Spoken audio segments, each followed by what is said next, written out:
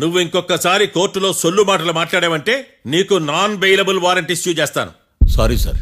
సాక్షులు ఇచ్చిన స్టేట్మెంట్స్ ప్రకారం నీకేమైనా డౌట్స్ ఉంటే నువ్వు వాళ్ళని విచారించవచ్చు. అబ్బే, వాళ్ళతో నాకు పెద్ద పరిచయం లేదండి. కానీ ఒక డౌట్ ఉంది. ఏందద్యా? వాళ్ళు నిజమైన సాక్షులా దొంగ సాక్షులని? దొంగ సాక్షులా? ఆ, అసలు ఆ డౌట్ నీకెందుకు వచ్చింది? అదే సార్, ఆ ఏకాంతం వాళ్ళని విచారిస్తున్నప్పుడు వాళ్ళు బట్టి పట్టి మరీ చెప్తున్నారండి. బట్టి బట్టి చెప్పడం ఏంట్రా? వాళ్ళు బట్టి పట్టినట్టు నీకెలా అర్థమైంది? ఎందుకంటే నేను కూడా బట్టి పట్టి చెప్తాను కాబట్టి. ఆహా, ఇది నిజం సార్. నీ ఎర్రి ఇంకా తగ్గలేదురా. కోర్టులో నిద్రపోయినందుకు గాను డిఫెన్స్ లాయర్ మార్తాండం గారికి 3,000 రూపాయల జరిమానా మరియు 18 గంటలు జైలు రిమాండ్ విధించడమైనది. నీకు దండం రా నాయన. ఈడైనా రోజు జైలుకి వస్తున్నాడా?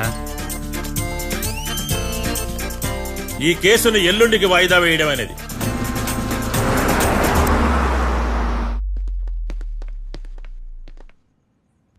హాయ్. అర్థమైంది. రాత్రి జైల్లోనే మిమ్మల్ని ఇద్దరిని కలుద్దాం అనుకున్నానయ్యా. కేసు గురించి బాగా స్టడీ చేయటం వలన హాయిగా నిద్ర పట్టేసింది, అందుకే కలవలేకపోయాను. కలిసి ఉండాల్సింది, కస్తీరా కప్పెట్టేసేవాళ్ళం. ఈ కేసులో సాక్ష్యాలు చాలా బలంగా ఉన్నాయ్యా. అవతల ఏకాంతం గాడు వాడి తెలివితేటలతో సాక్షులందరినీ హిప్నటైజ్ చేశాడు. అందువల్ల అందరూ ఒకే పాట పాడుతున్నారు. నేను కూడా అతి తెలివితో ఆలోచించి ఒక నిర్ణయానికి వచ్చాను. మనం సాక్షులను మార్చేద్దాం.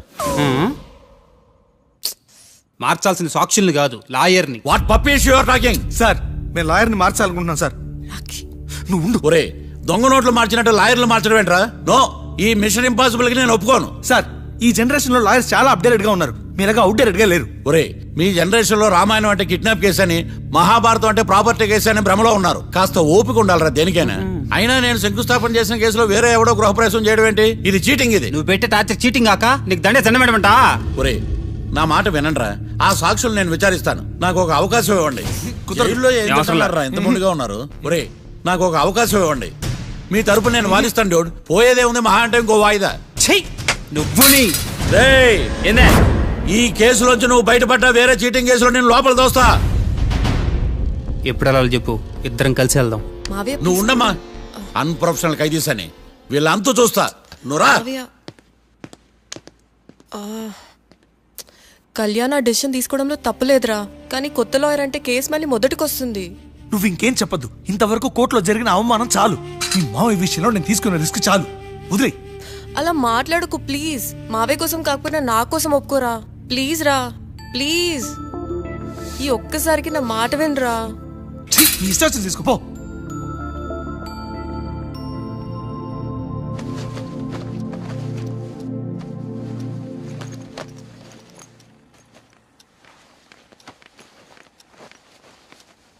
సారీ మావయ్య, వాళ్ళేదో టెన్షన్లో నీతో అలా మాట్లాడారు.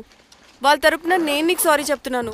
ఈ కేసుని వాదించడానికి రాఖీ కూడా ఒప్పుకున్నాడు మావయ్య. కళ్యాణ్ కొత్త లాయర్ని పెట్టుకున్నా నా కోసం రాఖీ తరపున నువ్వే వాదించు ప్లీజ్ మావయ్య.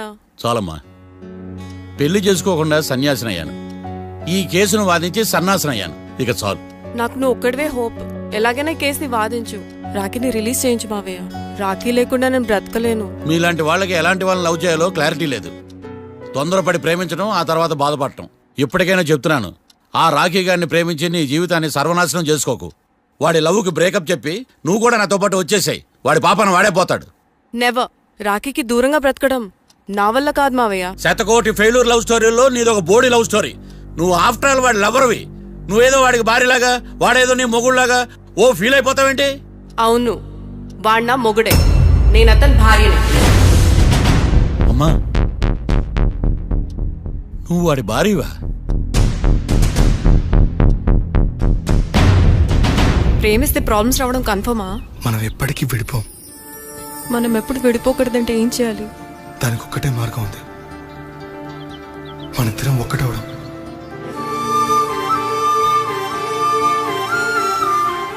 నీకు ఇష్టం లేకపోతే వదిలే. మనం ఎప్పుడు ఒకటవుదాం.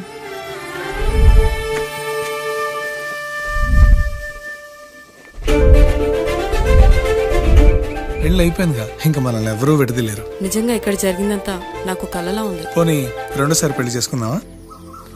రెండోసారి ఫ్యామిలీ మెంబర్స్ని ఒప్పించి చేసుకుందాం. ఓ, అదొకటి ఉంది కదా. ఇలా పెళ్లి చేసుకుంటామని ఎప్పుడు అనుకోలేదు. అమ్మయ్యా, ఓ పని అయిపోయింది. నెక్స్ట్ ప్లాన్ ఏంటి? ఏంటి అప్పుడే మర్చిపోయావా? ప్లాన్ ప్రకారం నువ్వు రేపు మా ఇంటికి వచ్చి మా నాన్నతో మన లవ్ విషయం మాట్లాడు. ఓయ్, రేపు నా వల్ల కాదు. బ్యాంక్ పని మీద కొవ్వూరు వెళ్తున్నాను. ఖచ్చితంగా వెళ్ళాలా?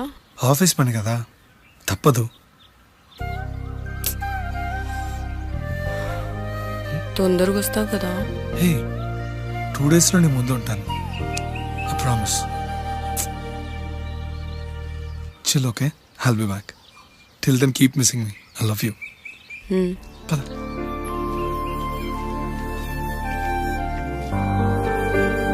అలా ఆఫీస్ పని మీద వెళ్ళిన రాకి ఈ కేసులో ఇరుక్కున్నాడు మావయ్య. ఇంట్లో వాళ్ళకి తెలియకుండా ఎంత పనిచేసావమ్మా. సారీ మావయ్య, ఏం జరిగినా మేము విడిపోకూడదని అప్పుడు ఆ నిర్ణయం తీసుకున్నాం. కానీ పరిస్థితులు నిజంగా మమ్మల్ని దూరం చేశాయి. ఇంట్లో వాళ్ళకి చెప్పకుండా పెళ్లి చేసుకున్నందుకు నన్ను క్షమించు మావయ్య. నాన్నకు మా పెళ్లి విషయం చెప్పొద్దు మావయ్య, ప్లీజ్. చూడమ్మా, మీ జనరేషన్లో మీరు తీసుకునే నిర్ణయాలు మీరు మాత్రమే బాగుండాలని కోరుకుంటారు, కానీ కుటుంబం అంతా కలిసి ఉండాలని కోరుకోరు. ఈ జనరేషన్తో పాటు మనం కూడా మారాలి. నేను దాన్ని కాదన్నాను, కానీ సాంప్రదాయాలు మారవు. వాటిని మనం మార్చలేవమ్మా. నువ్వు జీవితంలో సంతోషంగా ఉండాలన్నదే చనిపోయిన మీ అమ్మ కోరికమ్మా. మీ అమ్మకు తమ్ముడిగా నిన్ను సంతోషంగా ఉంచడమే నా బాధ్యత. నీ జీవితం బాగుండాలని ఈ కేసు నేను టేకప్ చేస్తాను. మీ ఇద్దరిని కలుపుతానమ్మా, ప్రామిస్. మర్డర్ ఎవరైనా చేయొచ్చు, కానీ దాని కేసు నుంచి బయటపడేసే బాధ్యత ఒక్క లాయర్ మాత్రమే చేయగలడు. ఒక్కసారి నువ్వు ఈ ఫైల్స్ చెక్ చేస్తే ఈ కేసుకి హెల్ప్ అవుతుందేమో మావయ్య.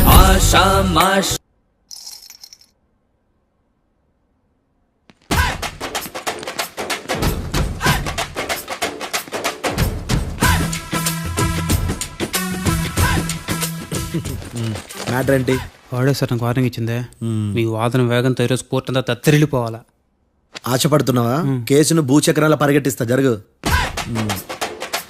నువ్వు బాగా పెద్ద ముదురులా ఉన్నట్టున్నావే. నువ్వు జాలి ఎల్ఎల్బి మరి. చూడు,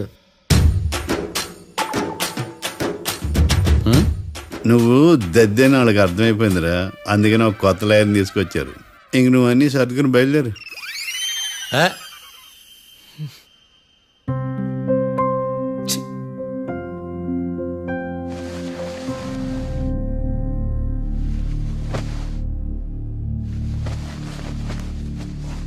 కేసేంటో తెలుసా? ఈ కేసుని కొత్త లాయర్ మిస్టర్ భేతాళం వాదించడానికి కోర్టు అనుమతించింది. మిస్టర్ భేతాళం, మీ వాదన మొదలు పెట్టండి. నాకు ఈ అవకాశం ఇచ్చిన జడ్జి గారైన జమ్ములింగం గారికి ధన్యవాదాలు. జామేంట్రా? అబ్బో, నువ్వేం టెన్షన్ పడకు, నేను చూసుకుంటా. యువర్ ఆనర్, ఈ కేసులో నా క్లయింట్లు నిర్దోషులు యువర్ ఆనర్. ఈ నెల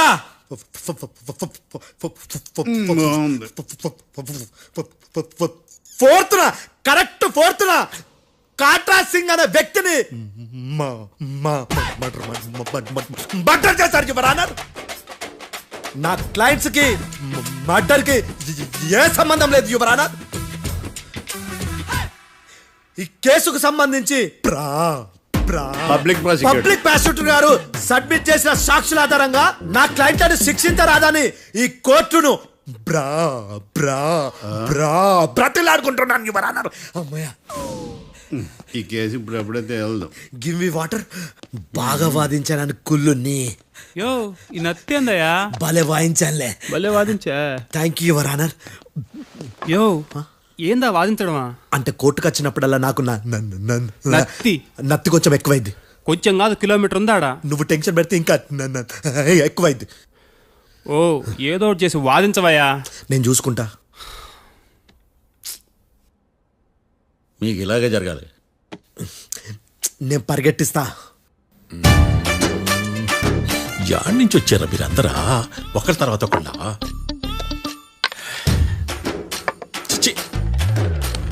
మిస్టర్ భేతాళం, ఎస్ ఇంకా నీ పర్ఫార్మెన్స్ ఏమైనా మిగిలిందా? యువర్ ఆనర్, సాక్షులను క్వశ్చన్ చేయడానికి ఆశపడుతున్నాడు యువర్ ఆనర్. థ్యాంక్ యూ ఆశపడ్డం ఏందయ్యా, అది నీ డ్యూటీ. కేసు గానివయ్యా, బుద్ధి గట్టుందే. అసలే నీ నాదస్వరానికి పావులు చేరిన జాగ్రత్తయ్యా. భద్రం భద్రం భద్రం. కాపాడు స్వామి. పరిగెట్టిస్తా. Thank you your honour. ఈ దద్దిగడ కన్నా అది దద్దిగడే బెటర్. ఈడు కాలికే కజిన్ బ్రదర్లో ఉన్నాడు. చిచి, ఇది నాకు అంటుకునిలా ఉంది. ఇది నీ పేరేంటి? భద్రం సార్. మర్డర్ జరిగిన ఆ టైంలో నువ్వు అక్కడ ఏం పీకుతున్నావు? టిఫిన్ తింటున్నాను సార్. అర్ధరాత్రి ఆ టైంలో టిఫిన్ తింటున్నావు అంటే నువ్వు ఆ రోజు ఏంటి సార్? లంచ్ చేయలేదా అని అడుగుతున్నా. ఓ లంచా?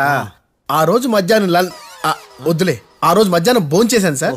నైట్ ఫుడ్ ఏం తీసుకోలేదు. ఓహో, మీరు నా క్లయింట్స్ ని ఎంత దూరం నుంచి చూసారు? 50 అడుగుల దూరం నుంచి చూశాను సార్. అర్ధరాత్రి 50 అడుగుల దూరంలో క్లారిటీగా నా క్లయింట్స్ అని చూసావా? చూశాను సార్. ఓకే, నువ్వు కళ్ళద్దాలు వాడతావా? అప్పుడప్పుడండి. ఏది నీ సోడబుడ్డి అద్దాలు మా కోర్టు వారికి చూపించు.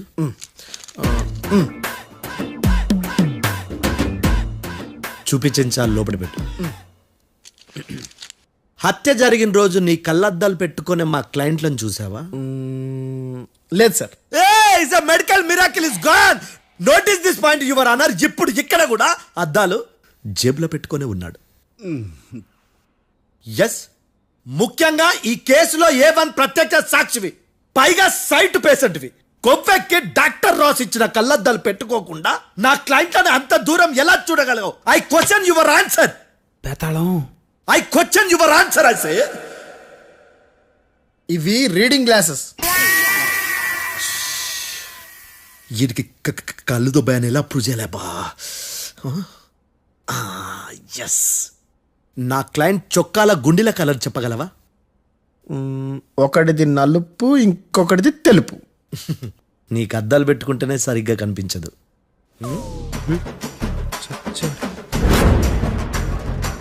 చొక్కాన్న మార్చుకోవాల్సింది.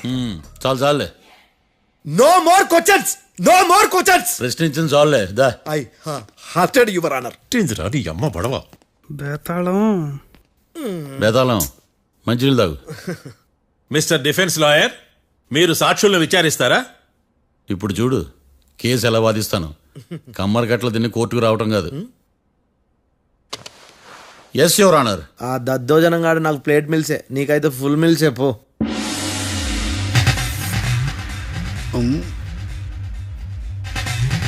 ఈ కేసులోని సన్నివేశాలు, పాత్రలు కేవలం కల్పితాలు కావు. ఇప్పుడు నేను వాదించబోయే కేసు ఎక్కడి నుంచి కాపీ కొట్టలేదు. No animals are harmed in this case of investigation. పొగ త్రాగడం, మద్యం సేవించడం ఆరోగ్యానికి హానికరం మరియు ప్రాణాంతకం. Smoking and drinking is injurious to health. It causes cancer.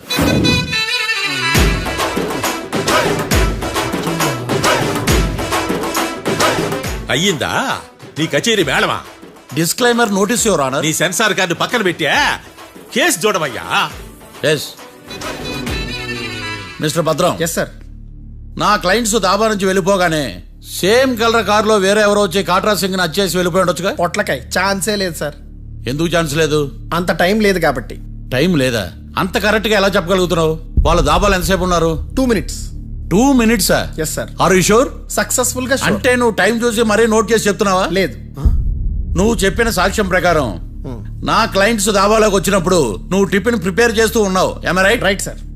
Gun పేలిన శబ్దం అప్పుడు నువ్వు టిఫిన్ మెక్కుతూ ఉన్నావు. Am I right? ఇది కూడా రైటే సార్. తల అడ్డంగా ఊపుకో, ఊడిపోతుంది. సారీ. నేను ఇంకా పూర్తి చేయలేదు. సో 2 minutes లో నువ్వు టిఫిన్ తయారు చేయడం, మెక్కడం జరిగిపోయినాయి, అంతేనా? అంతే అంతే.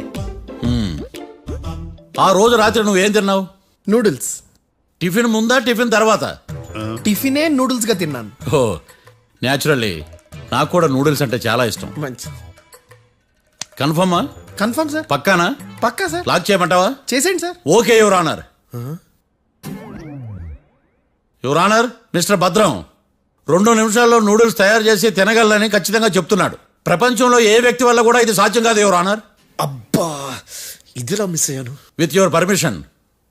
అమ్మా, నువ్వు నూడిల్స్ ఎంతసేపట్లో తయారు చేయగలవు? 10 నిమిషాలు. మీరు? 9 నిమిషాలు. మీరు? 8 నిమిషాలు. అంటే సగటున 5 నిమిషాలకి నూడిల్స్ తయారు చేయగలరు యువర్ ఆనర్.